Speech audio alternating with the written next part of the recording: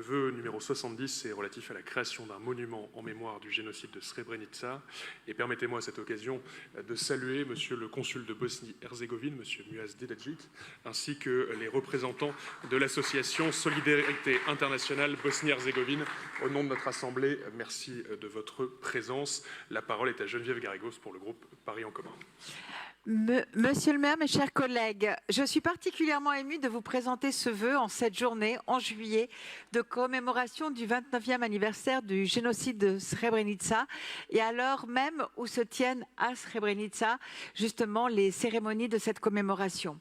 En 1992, la déclaration d'indépendance de la Bosnie-Herzégovine, puis celle de la Croatie, déchaîne les foudres de Belgrade, et en Bosnie, les Serbes, qui ne constituent qu'un quart de la population, envahissent l'est du pays pour mener des opérations d'extermination des musulmans afin de créer un territoire pur ethniquement.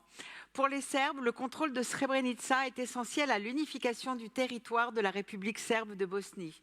Pendant 3 ans, cette ville est sous le feu de leurs bombardements et de nombreux massacres sont perpétrés dans la région.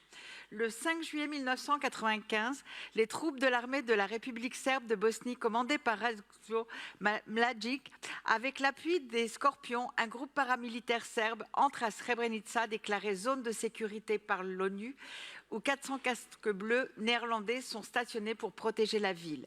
En quelques jours, au moins 8 372 personnes, des hommes, des jeunes garçons, sont tués.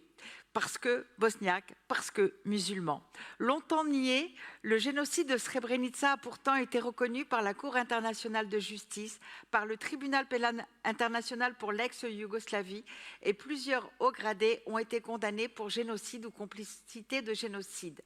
L'adoption de la résolution de l'Assemblée générale des Nations unies instituant le 11 juillet Journal international de réflexion et de commémoration du génocide de Srebrenica est majeure pour la reconnaissance de ce génocide, dernier massacre de masse perpétré au XXe siècle sur le sol européen, majeur pour la vérité et la justice que nous devons aux victimes.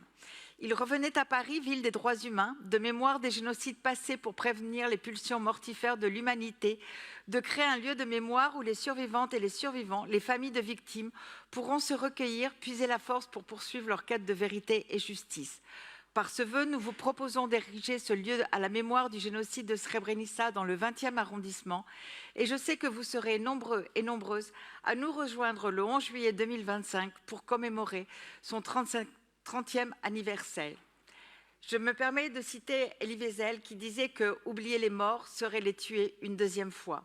À Paris, nous n'oublierons jamais les morts de Srebrenica. Je vous remercie. Merci beaucoup, chère Geneviève Garrigos.